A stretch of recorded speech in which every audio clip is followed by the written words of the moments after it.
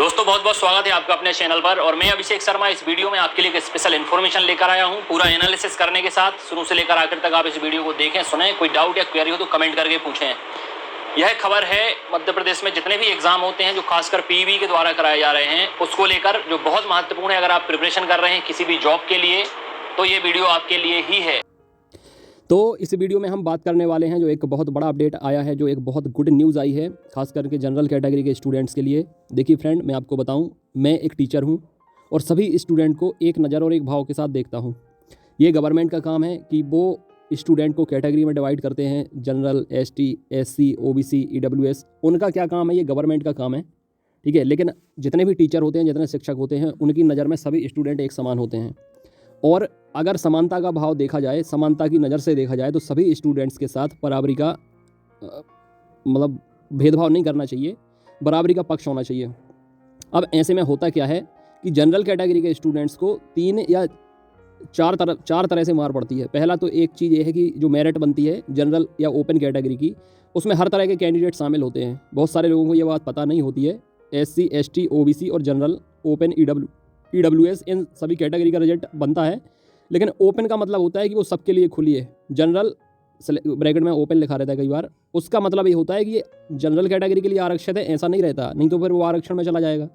General category के बगल में ओपन लिखा रहता है। ओपन मतलब ये सभी के लिए खुली हैं, बाकी आरक्षित सबके लिए होती हैं। ये आपने देखा होगा, एससी में एससी के स्टूडेंट रहेंगे, एसटी में एसटी के स्टूडेंट रहेंगे, ओबीसी में ओबीसी के स्टूडेंट रहेंगे।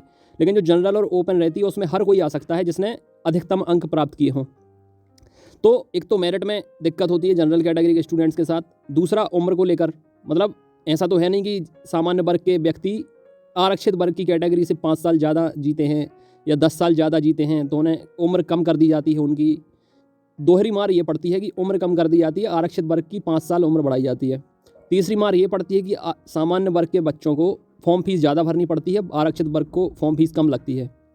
और कई एग्ज़ाम में ऐसा भी होता है कि जो आरक्षित वर्ग के बच्चे होते हैं उन्हें भत्ता दिया जाता है, यात्रा भत्ता दिया जाता है आने जाने का। और जनरल कैटेगरी में ऐसा कुछ होता नहीं है।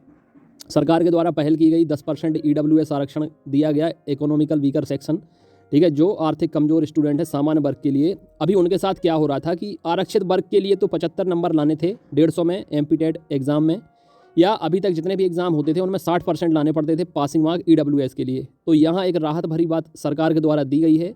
केवल एक झुंझुना पकड़ा देने से कुछ होने वाला नहीं है। अगर ईडब्ल्यूएस को आपने आरक्षित किया है, आरक्षण की श्रेणी में रखा है, तो जाहिर सी बात है कि उनके मापदंड भी उसी तरीके से होने चाहिए जैसे आरक्षित श्रेणी के होते हैं। तो यहाँ पर सीएम साहब की जो है एक अच्छी पहल यहाँ पर देखने मिल रही है, जो उन्होंने आदेश दिया है। स्कूल शिक्षक भर्ती प्रक्रिया में अब ईडब्ल्यूएस श्रेणी के आरक्षण में भी ओबीसी की तरह 50% का क्वालिफाइंग मार्क्स मान्य होगा। अभी यह 60% था। तो सामान्य वर्ग को 90 नंबर लाने पड़ते थे 150 में से। और ईडब्ल्यूएस में होने का फिर कोई मतलब भी नहीं है कि अगर आपको बराबर ही करना पड़े तो फिर आरक्षण तो नाम का मिला है फिर आपको ईडब्ल्यूएस का। तो यहाँ पर गवर्नमेंट ने एक अच्छा कदम उठाया है कि स्कूल शिक्षा विभाग और जनजातीय विभाग द्वारा जो भर्ती की जा रही है उच्च माध्यमिक शिक्षक की नियुक्तियों में ईडब्ल्यूएस आरक्षण क्या है कि एमपीटेट वर्ग 1 और वर्ग 2 में क्वालिफाइंग स्कोर है जो ईडब्ल्यूएस के लिए वो 90 नंबर रखा गया था, यानी 60%।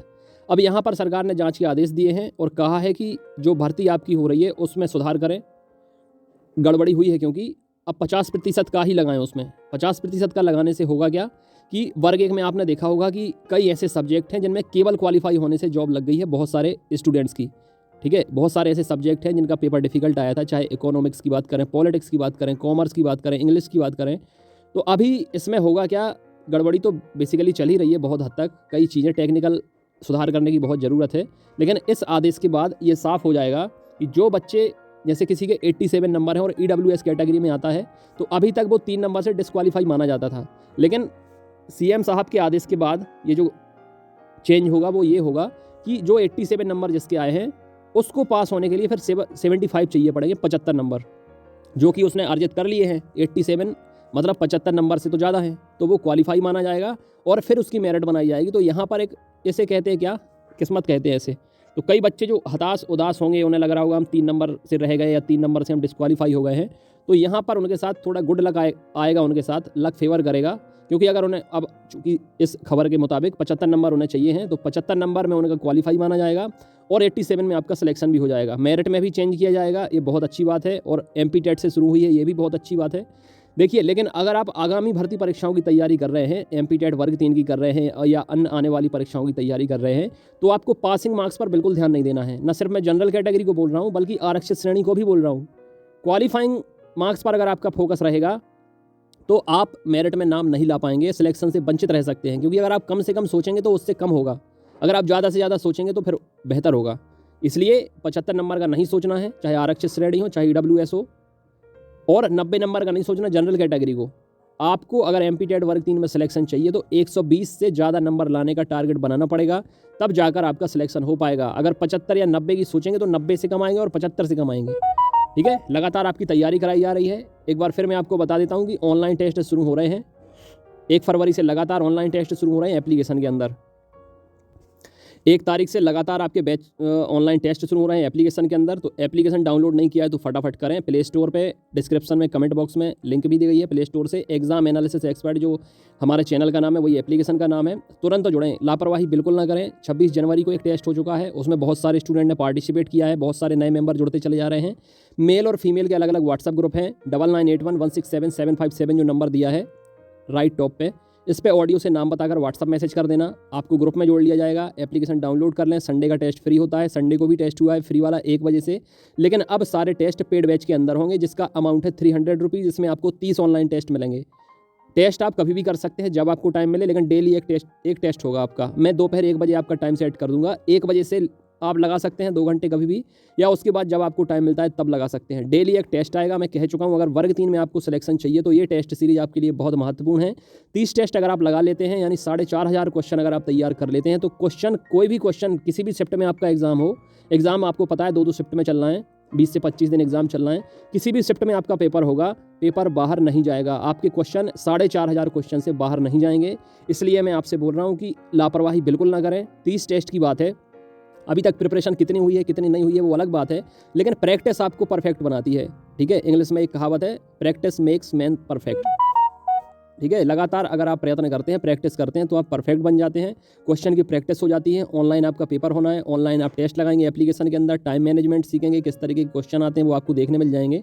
मैंने पिछले वीडियो में दिखाया भी है। तो आपको बिल्कुल लापरवाही नहीं करनी है। और इसके साथ साथ मैंने टाइम टेबल दिया है, एक बार फिर मैं आपको दिखा देता हूँ। ये टाइम टेबल दिया है एमपी-टेट वर्ग 3 का। इसके हिसाब से आपको प्रिपरेशन करनी है। सारे दिन आपको पढ़ाई करनी है, सभी सब्जेक्ट पढ़ने हैं। मैंने बोला फुल टाइम अगर आपके पास है तो 2-2 घंटे देना है हर विषय को।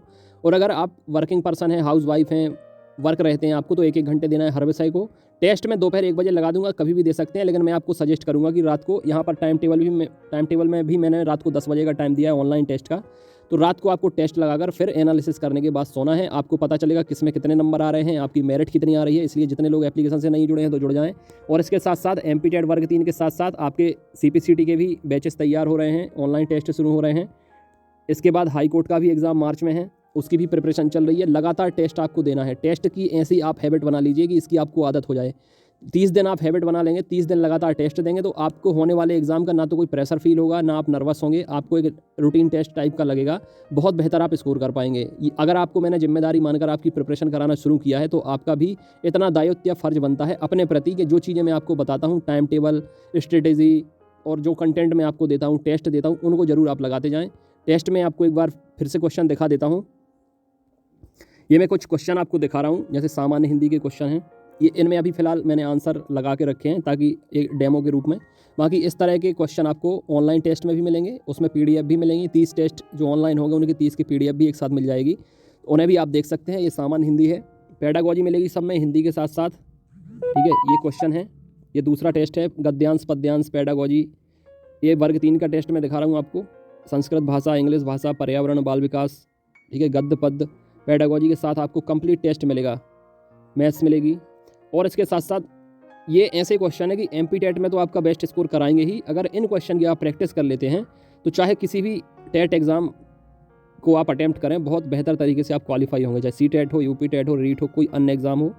ठीक है, ये सारे क्वेश्चन हैं, इनकी पीडीएफ में ग्रुप में भेज देता हूँ, तो आपको ग्रुप में जुड़ जाना है। 9981167757 नंबर है, पीडीएफ मिल जाएगी। एप्लीकेशन के अंदर ऑनलाइन टेस्ट देने की प्रैक्टिस करें ताकि धीरे धीरे आपका स्कोर बढ़े। और इसके साथ साथ अगर आप कोई टेस्ट मिस कर देते हैं तो उसे कभी भी किसी भी दिन आप लगा सकते हैं। ठीक है। सभी एग्ज़ाम आगामी भर्ती परीक्षाओं की तैयारी हो रही है, व्हाट्सएप ग्रुप बन चुके हैं, आप उनमें भी जुड़ सकते हैं। एप्लीकेशन डाउनलोड कर सकते हैं। एप्लीकेशन डाउनलोड करने के बाद OTP डालकर वेरीफाई कर लेना। फ्री बैच में सबको जोड़ ही लेता हूँ, डेमो देख सकते हैं। उसके बाद पेड करके पेड बैच में जुड़ जाना, ताकि वहाँ सब कुछ आपको मिल जाए। इस वीडियो में इतना ही। जल्द ही नए वीडियो के साथ मिलते हैं। आपको कुछ क्वेश्चन भी कराएंगे और कुछ क्लासेस के वीडियो भी आपको मिलना शुरू होंगे, मैराथन क्लासेस के, ताकि आपकी प्रिपरेशन हो, रिवीजन हो और टेस्ट आपको रूटीन से लगाना ही है। इस वीडियो में इतना ही। God bless you, take care.